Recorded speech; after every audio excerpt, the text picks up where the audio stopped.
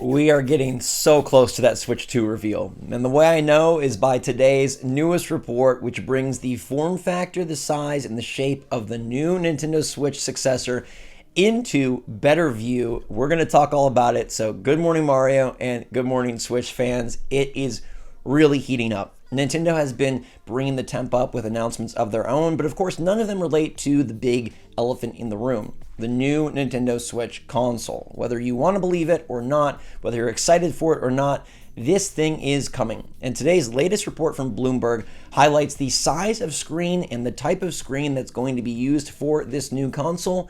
And I think there is some good, some bad, and we're going to address both sides of it. So what's going on, everybody? It's Zach from SwitchForce. Hit that like button if you enjoyed the video. Thank you for being here. You are aboard the ship that will guide us safely, securely, and with tons of fun into the next generation of Nintendo hardware, because today we have a report from Bloomberg, and they source Omdia analyst Hiroshi Hayase, who says the new device from the Kyoto-based games maker will be responsible for a doubling in shipments of so-called amusement displays in 2024. So Nintendo is getting ready with all sorts of screens ready to be put into systems, and they say the next-gen game console will launch with an 8-inch LCD, lifting up demand for display panels by 14.6 million units. They are getting ready to mass produce these amusement displays for our amusement, and in the 8-inch LCD variety.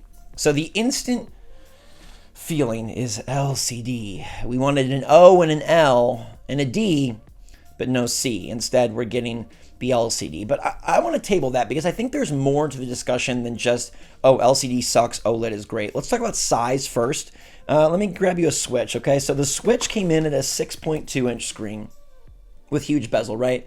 I mean, still a substantial screen when we got it. It felt big, it felt large. Playing games like Mario Kart 8 Deluxe and Breath of the Wild on this were fantastic. But then Nintendo decided to upgrade to a 7-inch screen with the Switch OLED.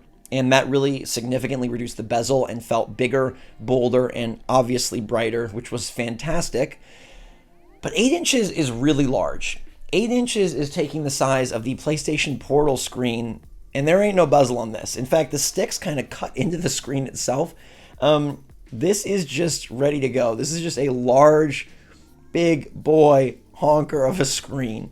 And seeing Mario, new 3D Mario, Metroid Prime 4, and whatever else Nintendo is cooking up on this size screen will be glorious. I think this form factor shows that Nintendo is looking to make a bit more elevated of a product. Now, all the rumors and reports we have based on the chips, the internals, the processing power, do highlight that Nintendo is elevating. Are they elevating to the most modern, craziest, newest, most expensive standards? No, they're not. But are they elevating to a standard where they can start to get more multi-platform games? Third parties can safely develop all their latest or most of their latest titles on the Switch 2. We get Madden, we get Call of Duty. Abso-freaking-lutely. And I think what's very interesting about that is that this system that will be elevated in terms of processing and internal hardware, elevated in terms of screen size, it is going to be a chunkier system. I think we're looking at something more along the lines of a Steam Deck instead of a Switch. Now, if we compare the original Switch form factor, especially this way profile, the height of it, to the Steam Deck, it's different. The Steam Deck has more going on, it's thicker, it also has more emphasis on more ergonomic, better grips, whereas the Joy-Con feel flat, harder to hold, but they do serve the dual purpose of popping off. Now, I think this is going to be one of the most interesting points of reveal for Nintendo is what do they do with the controllers, right? Because the Joy-Con, very novel, very cool, great for multiplayer. I think especially great for younger players. Not so great for players like me and probably you. I prefer a Pro Controller 10 out of 10 times. I'm going to use that as often as I can, and I do not really want to use Joy-Con unless I absolutely have to. On the contrary, things like the Steam Deck OLED and things like the PlayStation Portal, their controllers feel great. So how will Nintendo balance making better controls? And if it is a beefier system, they have more space to, I think, make stronger, better controls. But if they still want them to slide off and pop off and play as individual controllers for TV play or tabletop mode or multiplayer, how do they balance that? I absolutely think we will be getting a higher end Joy-Con. I still believe that they will want controllers that slide on and off, but in terms of like how they handle compatibility with old Joy-Con, new Joy-Con, I don't know. I think the biggest things we still have to figure out about the Switch 2 are backwards compatibility and controller methods. What do? Do they include a Pro Controller in the box? I've heard some people say like, oh, a version without a Pro Controller, a version with a Pro Controller. Will they just go Joy-Con and Pro Controller will be separate? What will they do to make sure that the ergonomics of the Joy-Con feel better this time around than they did way back in 2017? Very curious to see, but a bigger screen, beefier innards, if they get the backwards compatibility thing right, if they're able to allow your Switch games to seamlessly play on your Switch 2, we are in for a gargantuan launch period. And that's why they've got, lifting up demand for display panels by 14.6 million units. They aren't planning to push 1 million Switch 2 or even 3 million Switch 2. This launch period is going to be gangbusters. But wait, LCD enters the ring and says, I'm here to slow you down. A lot of people are already upset that an LCD screen feels like a reverse from the Switch OLED. We already had an OLED screen on the Switch, so why would we go backwards? Why would Nintendo cheap out, especially with all the rumors saying this system is going to cost around $400? I think it's important to note that the LCD screen found in the Switch OG is going to be vastly different than the LCD screen found in the new Switch console. An OLED is brighter and in some ways better, but the caliber and quality of the LCD screen also has to factor in heavily. I have a ROG Ally, which is another one of those handheld PCs, and it uses an LCD screen, and let me tell you, it is significantly better than the OG Switch LCD screen. We're talking about a near decade of more technological advancements and Nintendo employing a higher price point and looking to beef up this technology and make, by all accounts, a higher end product. This LCD screen should be far more impressive than the LCD screen you might be used to on your OG Switch. Will it be as good as a brand spanking new 2024 OLED screen? No, it won't. But think about this from a business standpoint. How successful is Nintendo at selling you a Switch with an LCD and then a Switch with an OLED? Very successful. Some people said, I'm not going to get the OLED. It's not going to be that big of an upgrade. The OLED was a substantial upgrade. The OLED was fantastic. It was amazing. It was great. They reduced the bezel. The colors just popped. And I would never want to go back to an OG Switch after playing an OLED. For better or worse, in 3 years' time, 4 years' time, Nintendo can redo the exact same scenario. They can bring out a brand spanking new OLED with fancy new technology and say, look, it's a even better version of the Switch 2.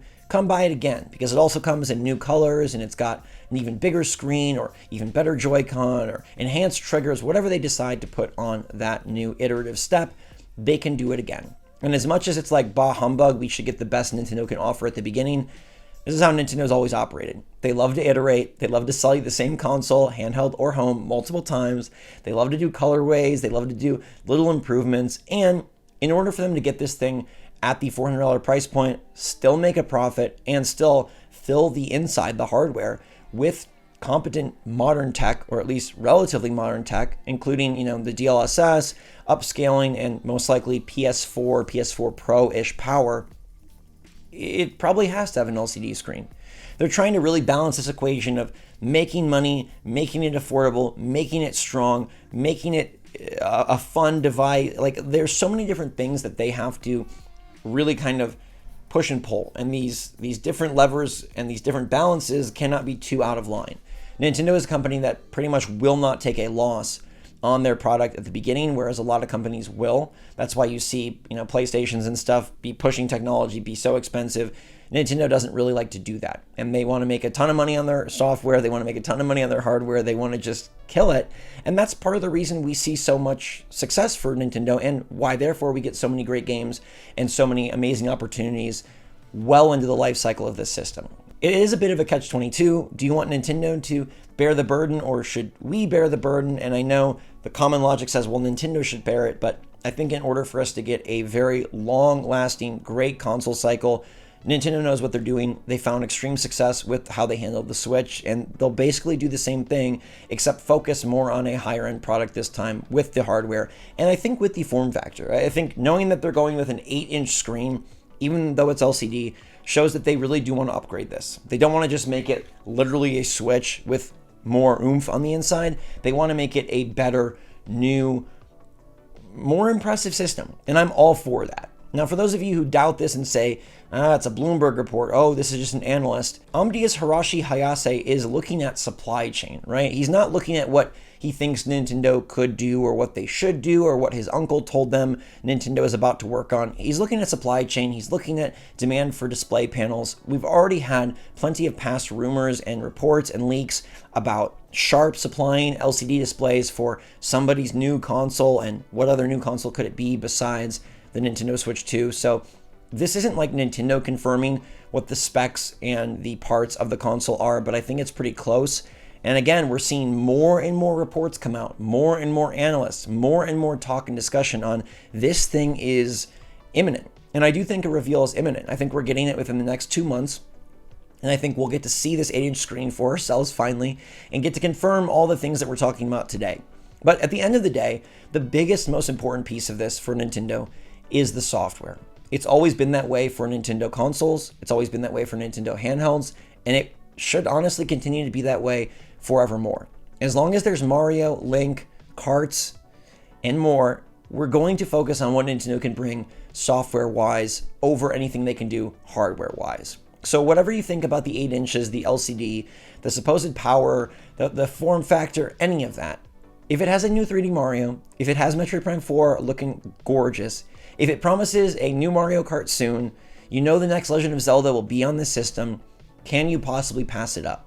I think as long as they hit the backwards compatibility issue smartly, deftly, and simply, we're in for a bonanza of a launch period. Because nobody can compete with the Nintendo exclusives, and nobody can compete with the launch games that Nintendo can put out. And the ones we've heard rumored, a new Mario, Metroid Prime, and more, like, how can you compete with that? Remember that PlayStation 5 had Demon Souls and a cross-gen Miles Morales game. It's like that console has sold insanely well and now has a pretty darn strong library, but at the beginning, it was pretty lackluster. Switch 2 is going to come out firing on all cylinders, and then they just continue to layer on IP that are so strong, like Super Smash Bros., Animal Crossing, Splatoon, and plenty more. It's going to kill it. As long as they make smart moves, which it sounds like they will, and Nintendo has emphasized how much the transition is important to them, and they do not want to drop off like they saw in previous generations, iterating from Wii to Wii U and kind of really goofing it up in some ways. This is going to be an even better console, a better lineup, and a better generation, which I always find hilarious to talk about because the Switch is so darn good. This one, though, I firmly believe will be better. So for now, we'll wait. If anything else comes out, I got you covered.